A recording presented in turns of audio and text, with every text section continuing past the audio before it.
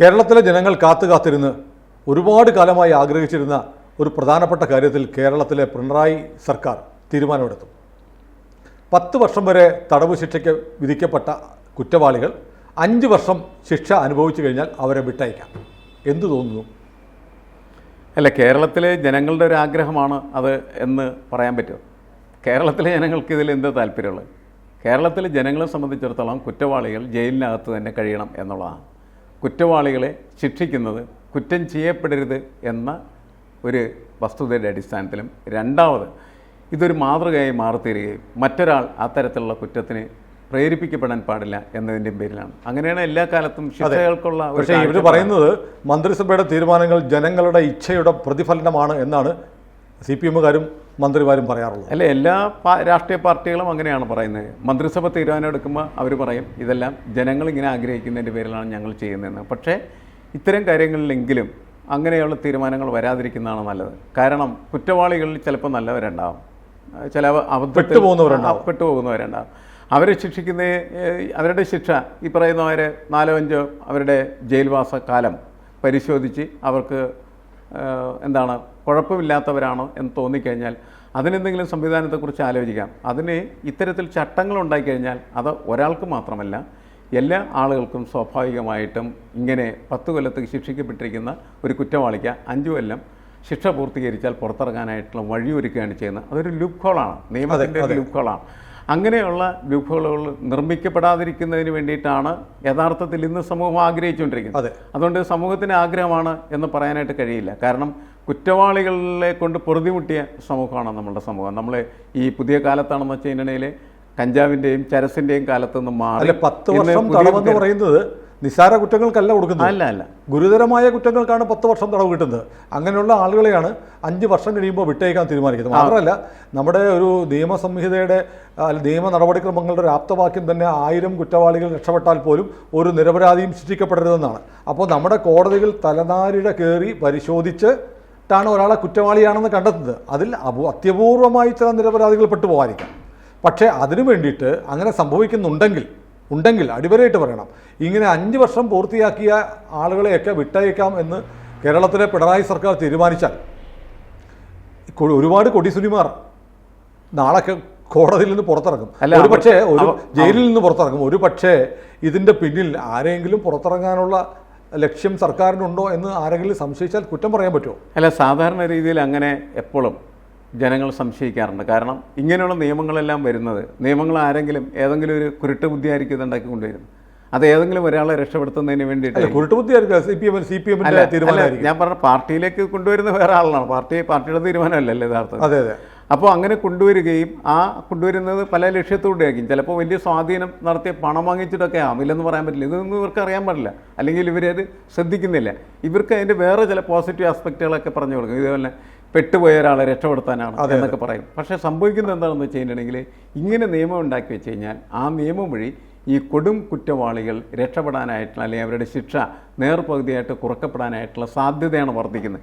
നമുക്ക് നമ്മളുടെ ഒരു ഭരണഘടനാ സംവിധാനം അനുസരിച്ച് ഗവർണർമാരെയും അതേപോലെ തന്നെ രാഷ്ട്രപതിമാരെയും ഇത്തരത്തിൽ അവർക്ക് ഒരു കൊടുക്കാനായിട്ട് ഒരു എന്താണ് പവർ അവർക്ക് കൊടുത്തിട്ടുണ്ട്. ആ പവർ യൂട്ടിലൈസ് ചെയ്യുന്നതായിരിക്കും നല്ലത് എന്നാണ് എനിക്ക് തോന്നുന്നത്. സാധാരണ മന്ത്രിസഭയുടെ പ്രത്യേകിച്ച് ക്യാബിനറ്റിൻ്റെ തീരുമാനത്തെ അനുസരിച്ച് മാത്രമാണ് അവരൊക്കെ അങ്ങനെ പ്രവർത്തിക്കാറുള്ളത്. അല്ലാണ്ട് അവർക്ക് വ്യക്തിപരമായിട്ട് അതിനകത്ത് താല്പര്യം ഉണ്ടാവില്ല, വ്യക്തിപരമായിട്ട് അവർ തീരുമാനം എടുക്കുകയുമില്ല. കാരണം എന്താണ്, ഒരു കുറ്റവാളി പ്രത്യേകിച്ച് ഒരു കൊലപാതകയെ അവൻ്റെ ശിക്ഷ ഇളവ് ചെയ്ത് കൊടുക്കുക എന്ന് പറയുന്നത് മനസാക്ഷിക്ക് ദയാഹർജി കൊടുത്താൽ പോലും മന്ത്രിസഭയുടെ ദയാഹർജി അങ്ങനെ കൊടുക്കുന്ന സമയത്ത് പോലും ഒരുപാട് വിഷയങ്ങൾ പരിശോധിച്ച് മന്ത്രിസഭയുടെ ഒരു സപ്പോർട്ട് അല്ലെങ്കിൽ മന്ത്രിസഭയുടെ ശുപാർശ രാഷ്ട്രപതിയൊക്കെ നടക്കാറുള്ളൂ, അല്ലാത്ത നടക്കാറില്ല. പക്ഷേ ഇത് നല്ല ഒരു കീഴ്വഴക്കമായിട്ട് നമുക്ക് കണക്കാക്കാൻ പാടില്ല. ഇങ്ങനത്തെ കീഴ്വഴക്കങ്ങളല്ല യഥാർത്ഥ. നമ്മുടെ നാട്ടിലെ സ്ഥിതി അറിയാമല്ലോ. നമ്മുടെ സ്കൂളിലെ കുഞ്ഞുങ്ങൾക്ക് ഉച്ചക്കഞ്ഞി കൊടുക്കാൻ നിവൃത്തിയില്ല. അപ്പോഴാണ് ജയിലിലെ മെനു ആഴ്ചയിൽ ഒരു ദിവസം മട്ടൺ, ഒരു ദിവസം ചിക്കൻ, ഒരു ദിവസം മത്സ്യം, മുട്ട, ഇങ്ങനെ വളരെ വിഭവസമൃദ്ധമായ സദ്യ കൊടുത്ത് കുശാലായ ഭക്ഷണം കൊടുത്താണ് നമ്മൾ കുറ്റവാളികളെ തീറ്റിപ്പോറ്റുന്നത്. കുറ്റവാളികളെ മനുഷ്യത്വപരമായി സമീപിക്കണം എന്നതിന് തർക്കമില്ല. കാരണം അത് കോടതികളുടെ ഇടപെടലൊക്കെ ഉണ്ടായിരുന്നു. പക്ഷേ കുഞ്ഞുങ്ങൾക്ക് പോഷകാഹാരം കൊടുക്കാൻ നിവൃത്തിയില്ലാത്തപ്പോൾ കുറ്റവാളികൾക്ക് സമൃദ്ധമായ ആഹാരം കൊടുത്ത് തടിച്ച് വീർപ്പിച്ച് പുറത്തേക്ക് ഇറങ്ങുന്ന സിസ്റ്റമാണ് നമ്മുടെ നാട്ടിലുള്ളത്. അപ്പോൾ കൊടും കുറ്റവാളികളെ ഇങ്ങനെ ഇറക്കി വിടുക എന്ന് പറയുന്നത് ജനങ്ങളോടുള്ള വെല്ലുവിളിയല്ലേ? അല്ല, ഇങ്ങനെ ഉള്ള കാര്യങ്ങൾ സംഭവിക്കാതിരിക്കുന്നതാണ് പൊതുവെ സമൂഹത്തെ സംബന്ധിച്ചിടത്തോളം താല്പര്യമുള്ളത്. ഇപ്പോൾ കുട്ടികളുടെ ഭക്ഷണം എന്ന് പറയുന്നത് തീർച്ചയായിട്ടും സർക്കാർ എന്ത് വന്നാലും ഒരു വീഴ്ചയിലായി നിർവഹിക്കേണ്ട കാര്യമാണ് എന്നതാണ് മനുഷ്യത്വപരമായിട്ടുള്ള പരിശോധനയുടെ ഭാഗമായിട്ട്. ജയിലിലേക്ക് മുൻപ് നമ്മുടെ സ്വാതന്ത്ര്യ സമരത്തിൻ്റെ കാലത്തൊക്കെ എന്ന് പറഞ്ഞിട്ടുണ്ടെങ്കിൽ അതിഭീകരമായിട്ടുള്ള രീതിയിലാണ് കുറ്റവാളികളെ കൈകാര്യം ചെയ്തിരുന്നത്. ഭക്ഷണമൊന്നും കൊടുക്കില്ല. ഗോതമ്പുണ്ട എന്ന് പറഞ്ഞാൽ പുഴുവരിച്ച ഗോതമ്പുണ്ട, അതേപോലെ തന്നെ അവരുടെ ജയിൽ മുറികൾ എന്നൊക്കെ പറഞ്ഞിട്ടുണ്ടെങ്കിൽ മൂത്രവും മലവും ഒക്കെ ഒഴുകിക്കിടക്കുന്നതായിട്ടുള്ള മുറികളാണ്. ഒരു 2-3 ആളുകളെ കിടത്തേണ്ട മുറിയിൽ 10-40 ആളുകളൊക്കെ കിടത്തിയ ഒരു ചരിത്രമാണ് സ്വാതന്ത്ര്യ സമര ചരിത്രത്തിൻ്റെ കാലത്തിൽ നമ്മൾ ജയിലുകളെക്കുറിച്ച് മനസ്സിലാക്കിയിരുന്നത്. അത് കഴിഞ്ഞതിന് ശേഷമാണ് ജനകീയ മന്ത്രിസഭകൾ വന്ന സമയത്ത് അത് ശരിയല്ല, പ്രത്യേകിച്ച് രാഷ്ട്രീയ തടവുകാരായിട്ടുള്ള ആളുകളെ അങ്ങനെ വന്നതിന് ശേഷമാണ് അതിൽ മാറ്റം വന്നത്. അത് അന്ന് നല്ല കാര്യമായിട്ട് തന്നെ നമ്മൾ കണക്കാക്കേണ്ടതാണ്. കിരൺ ബേദിയും ഒരുപാട് ചെയ്തിട്ടുണ്ട് തീഹാറിലൊക്കെ ഒരുപാട് ചെയ്തിട്ടുണ്ട്. അല്ല, അങ്ങനെ ചെയ്യാൻ കാരണം എന്നതാണ്, അതിൽ മനുഷ്യത്വപരമായിട്ടുള്ള ഒരു വശമുണ്ട്. കാരണം നമ്മുടെ ഈ നിയമങ്ങൾ നമ്മൾ നിർമ്മിക്കുന്ന സമയത്ത് കുറ്റവാളികളെ നമ്മൾ എന്തിനാണ് റിഫോം ചെയ്യാനാണല്ലോ, അവരെ മാറ്റിയെടുക്കാൻ വേണ്ടിയിട്ടാണ്. അതെ, റീഫോം എന്ന് പറയുന്ന ഒരു കൺസെപ്റ്റ് അതിൻ്റെ പിന്നിലുണ്ട്. അതിൻ്റെ അടിസ്ഥാനത്തിലാണ് അവരിങ്ങനെയൊക്കെ ചെയ്യുന്നത്. പക്ഷേ പ്രശ്നം എന്താണെന്ന് വെച്ച് കഴിഞ്ഞിട്ടുണ്ടെങ്കിൽ ഇവരെങ്ങനെ തുറന്നുവിടാനായിട്ട് തീരുമാനിക്കുന്ന സമയത്ത്, അല്ലെങ്കിൽ അവരുടെ ശിക്ഷ കുറവ് കൊടുക്കാനായിട്ട് തീരുമാനിക്കുന്ന സമയത്ത് അത് നല്ലതല്ല എന്നാണ് പൊതുവെ നമ്മുടെ ഇപ്പോഴത്തെ നിലനിൽക്കുന്നതായിട്ടുള്ള സാമൂഹ്യ സാഹചര്യങ്ങൾ വെച്ച് പരിശോധിക്കുമ്പോൾ മനസ്സിലാക്കാനായിട്ട് കഴിയും. നമ്മുടെ പത്രങ്ങളിൽ ഓരോ ദിവസം വരുന്ന വാർത്തകൾ കേട്ടാൽ നമ്മൾ ഞെട്ടിപ്പോവും, അല്ലേ? കഞ്ഞി ചോദിച്ച സമയത്തിന് കൊടുത്തില്ല എന്ന് പറഞ്ഞ അമ്മയുടെ തലതല്ലി പൊളിക്കുന്നതായിട്ടുള്ള അത്തരത്തിലുള്ള ക്രൂരന്മാരായിട്ടുള്ള ആളുകൾ, അവരാണ് മിക്കവാറും ഇങ്ങനെ ശിക്ഷ കിട്ടി ജയിലിൽ വരുന്നത്. ഇവരെയാണ് പിന്നീട് ഈ മാനസാന്തരം വന്നു എന്നൊക്കെ കരുതി 5 വർഷം 10 വർഷം ശിക്ഷ 5 വർഷമായിട്ട് കുറച്ച് കൊടുക്കുന്നത് നല്ലതല്ല എന്നാണ് എനിക്ക് തോന്നുന്നത്. ഒന്ന്, നമ്മളുടെ ഈ നേരത്തെ പറഞ്ഞില്ലേ കുട്ടികളുടെ കാര്യം, നമ്മുടെ സ്കൂളുകൾ, നമ്മളെ ക്യാമ്പസുകൾ, അവിടെയൊക്കെ ലഹരി മരുന്നുകളുടെ വലിയ വ്യാപകമായിട്ടുള്ള പ്രയോഗം നടന്നുകൊണ്ടിരിക്കുന്ന കാലഘട്ടം. അവിടെ നിന്നൊക്കെ തന്നെ കുറ്റവാളികളാണ് പുറത്തേക്ക് നിർമ്മിക്കപ്പെട്ട് വരുന്നതിൽ ചെറിയ അംശം, ഒരുപാട് പേരെങ്ങനെ വരുന്നില്ല, പക്ഷേ ആ ചെറിയ ഒരു അംശം എന്ന് പറയുന്നത് ആർക്കും നിയന്ത്രിക്കാൻ പറ്റാത്ത തരത്തിലുള്ള 10 വർഷം തടവ് ശിക്ഷ കിട്ടിയവരിൽ കൊലപാതകങ്ങളുണ്ടാവാം, പോക്സോ കേസിലെ പ്രതികളുണ്ടാവാം, തട്ടിക്കൊണ്ടുപോയവരുണ്ടാവാം, മയക്കുമരുന്ന് കേസുള്ളപ്പെട്ടവരുണ്ടാവാം. ഇവരെയൊക്കെ 5 വർഷം പൂർത്തിയാക്കിയാൽ വീണ്ടും തുറന്നു വിടുക എന്ന് പറയുന്നത് ഈ രാജ്യത്തെ ജനങ്ങളെ സമാധാനപരമായി ജീവിക്കാനുള്ള അവരുടെ സ്വാതന്ത്ര്യത്തിന് നേരെയുള്ളൊരു വെല്ലുവിളി കൂടിയാണ്. അല്ല, ജയിലിൽ നിന്ന് കുറ്റവാളികൾ തുറക്കപ്പെട്ടു എന്നാൽ ഈ ജയിൽ തുറന്ന് വിട്ടാൽ അതുകൊണ്ടുണ്ടാകുന്ന ഉപദ്രവം എന്ന് പറയുന്നത് നമുക്ക് മനസ്സിലാക്കാവുന്ന ഒരു കാര്യമാണ്. കാരണം ഇവർ ഇങ്ങനെ ശിക്ഷയുണ്ടെങ്കിൽ പോലും നമ്മൾ 10 കൊല്ലത്ത് ശിക്ഷിച്ച് അകത്ത് കിടക്കുന്നതായിട്ടുള്ള ഈ ഗുണ്ടകളെയൊക്കെ പലപ്പോഴും നമുക്ക് വഴിയിൽ കാണാം. കാരണം എന്താണ്, പരോളുകൾ എന്ന് പറയുന്ന ഒരു സംവിധാനത്തിലൂടെ ഇവരെ എപ്പോഴും തെരഞ്ഞെടുപ്പിന് പടിവാതിൽക്കൽ എത്തിക്കുമ്പോൾ എന്തുകൊണ്ടായിരിക്കണം മന്ത്രിസഭ ഇങ്ങനെ തീരുമാനം എടുക്കുന്നത്? അല്ല, ഇത് വളരെ നാളുകൾക്ക് മുമ്പ് കൊടുത്തിരിക്കുന്നതായിട്ടുള്ള ശുപാർശകൾ ഇവരുടെ മുന്നിൽ വരുന്നതായിരിക്കും. തെരഞ്ഞെടുപ്പ് വരുന്നു എന്ന് കരുതുന്നത് ഇവർ കരുതുന്നത് തെറ്റാണെന്ന് കരുതുന്നില്ല. കിടക്കുന്ന കുറെ കേഡർമാരുടെ തെരഞ്ഞെടുപ്പ് പ്രവർത്തനത്തിൽ സജീവമാവാൻ വേണ്ടിയിട്ടല്ല. അങ്ങനെ ആവണമെന്നില്ല. ഞാൻ പറയുന്നത് ഇത് മുന്നിലേക്ക് വെക്കുന്നതിനെ ഇങ്ങനെ പറഞ്ഞിട്ടായിരിക്കും മനുഷ്യത്വപരമായിട്ടുള്ള ചില വശങ്ങളുണ്ടെന്നൊക്കെ പറഞ്ഞു. ഇപ്പം ഞാൻ പറയുന്നത് ഈ ജനകീയ സർക്കാർ എന്ന് പറയുന്നവർ ജനകീയമായല്ല പെരുമാറുന്നത്. കാരണം എന്ന് വെച്ചാൽ ഈ ഉദ്യോഗസ്ഥൻ എണ്ണി കൊണ്ട് കൊടുക്കുന്ന സാധനത്തിൻ്റെ താഴെ, അതിൻ്റെ ഇൻഡാസിൻ്റെ താഴെ ഒപ്പുവെക്കലാണ് ഇവരുടെ പ്രധാനപ്പെട്ട ജോലി. ഇത് മാറേണ്ടത് ഒരു ആവശ്യമാണ്.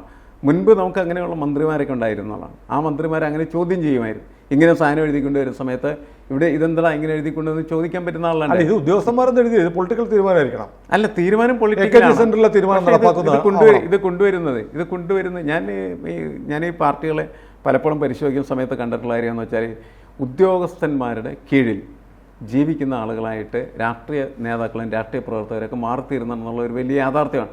അതൊരു സ്ഥലത്ത് മാത്രമല്ല, എല്ലാ സ്ഥലത്തുമാണ്. അതിനെതിരെ നമ്മുടെ സമൂഹം അതിശക്തമായിട്ട് പ്രതികരിക്കേണ്ടതാണെന്നാണ് ഞാൻ പറയുന്നത്. കാരണം എന്താണെന്ന് വെച്ചാൽ ഉദ്യോഗസ്ഥന്മാർക്ക് ഭരിക്കാനാണെങ്കിൽ പിന്നെ നമ്മളെന്തിനാണ് ഇവർക്ക് ശമ്പളം കൊടുക്കുന്നത്, അല്ലേ? മന്ത്രിമാർക്കും അതുപോലെ MLA മാർക്കൊക്കെ കോടിക്കണക്കിന് രൂപയാണ് ജനങ്ങൾ അവരുടെ നികുതി പണത്തിൽ നിന്ന് കൊടുക്കുന്നത്. അപ്പോൾ ഇവർക്ക് ഭരിക്കാനൊന്നും പറ്റില്ല. ഉദ്യോഗസ്ഥൻ പറയുന്ന കാര്യങ്ങൾ കേൾക്കലും അവൻ ഉണ്ടാക്കി കൊണ്ടുവരുന്ന സാധനത്തിന് താഴെ ഒപ്പുവെക്കലാണെന്ന് വെച്ചാൽ ജനങ്ങളുടെ എന്ത് ഇച്ഛയാണ് അവിടെ നിർവഹിക്കപ്പെടുന്നത്? ഒന്നുമില്ല എന്നുള്ള. അതുകൊണ്ട് കേരളം എന്ന് പറയുന്നത് മാത്രമല്ല, ഇന്ത്യ തന്നെ ഇത്തരത്തിലുള്ള സമീപനങ്ങൾക്കെതിരെ ഉദ്യോഗസ്ഥ ദുഷ്പ്രഭുത്വം എന്ന് പഴയകാലത്ത് നമ്മൾ ഉപയോഗിച്ച് ക്ലീഷയായിരിക്കുന്ന വാക്കാണെങ്കിൽ പോലും ഉദ്യോഗസ്ഥന്മാരുടെ ഒരു ആധിപത്യം എന്ന് പറയുന്നത് എക്കാലത്തും നിലനിൽക്കുകയാണ് ചെയ്യുന്നത്.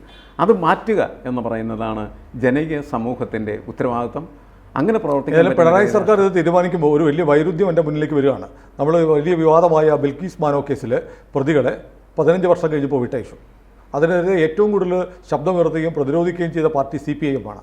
അതേ CPM ആണ് ഈ തീരുമാനം എടുക്കുന്നത്. ഇനിയിപ്പോൾ സുപ്രീം കോടതി പറഞ്ഞത് അവരുടെ ശിക്ഷാ ഇളവ് നൽകേണ്ട കാര്യത്തിൽ തീരുമാനമെടുക്കേണ്ടത് ഗുജറാത്ത് ഹൈക്കോടതിയല്ല, ഗുജറാത്ത് സർക്കാരല്ല, മഹാരാഷ്ട്ര സർക്കാരാണ് എന്ന് പറയുകയുണ്ടായി. മഹാരാഷ്ട്ര സർക്കാരിൽ നിയമപ്രകാരം 20 വർഷം ജയിൽ ശിക്ഷ അനുഭവിച്ചാൽ മാത്രമേ ഒരു കേസിലെ പ്രതിക്ക് ഇളവ് കൊടുക്കാൻ കഴിയുള്ളൂ. കാരണം ഗുജറാത്തിൽ അത് 15 വർഷമായതുകൊണ്ടാണ് അവരെ വിട്ടയക്കാൻ പറ്റിയത്. ഇപ്പോൾ കേരളത്തിൽ അത് 5 വർഷമാക്കുകയാണ്. 10 വർഷം വരെ തടവാണെങ്കിൽ 5 വർഷം കഴിയുമ്പോൾ ഊരിപ്പോരാ.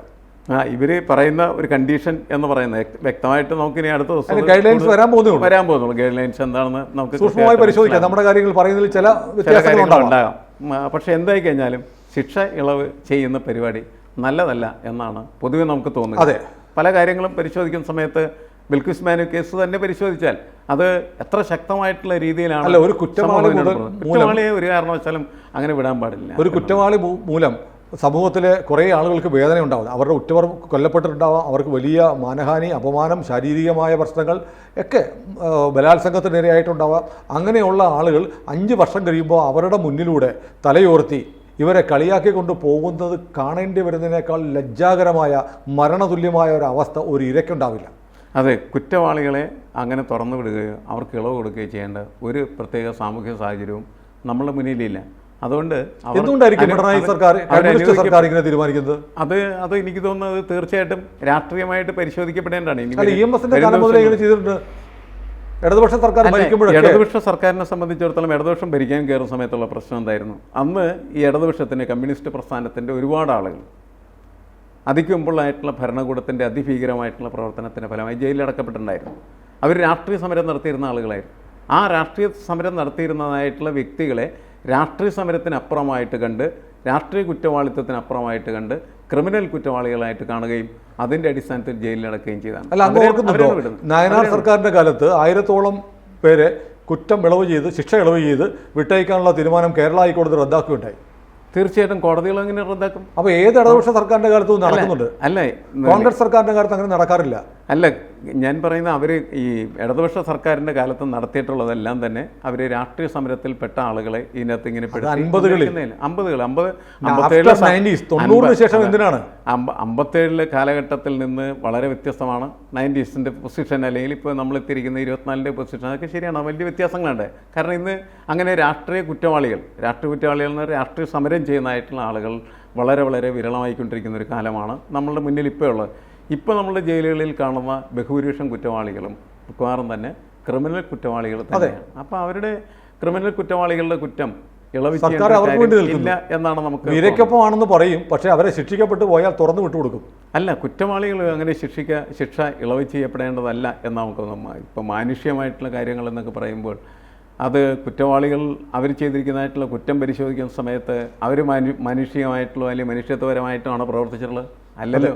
ഏതായാലും ജീവിതത്തിൽ വലിയ ദുരന്തം നേരിട്ട ഇരകളോട് പിണറായി വിജയൻ സർക്കാർ ഇങ്ങനെ ചെയ്യരുത്, അത് ജനങ്ങൾ കാണുന്നുണ്ട് എന്ന് പറഞ്ഞ് നമുക്കിത് അവസാനിപ്പിക്കാം ചർച്ച. കൂടുതൽ വാർത്തകളും വിശേഷങ്ങളും നിങ്ങളിലേക്ക് എത്താൻ ABC മലയാളം സബ്സ്ക്രൈബ് ചെയ്യുക, ബെൽ ബട്ടണും അമർത്തുക.